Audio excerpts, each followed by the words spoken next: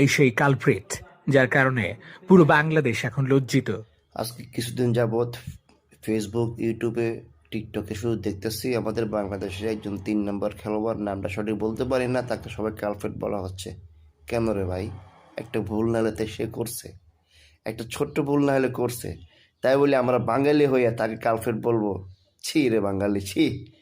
আমরা আমাদের ছেলে যদি ভুল করে তাকে কি আমরা কালপ্রিট বলবো? তাকে কি বুঝাবো না, তুমি ভুল করছো বাবা, এটা তোমার করা উচিত ছিল না? তাই বলি কি আমরা আমাদের ছেলেকে শাসন করে ওই ইহুদির বাচ্চাকে মাথা তুলে নাচবো, মেসিকে ভালোবাসি? থু, তোর মেসির কপালে থু! যারা এইসব অন্ধভক্ত, তারা হলো চোরের লক্ষণ। যারা এরকম অন্ধভক্ত তারা হলো অতি চোর, বুঝতে পারছেন?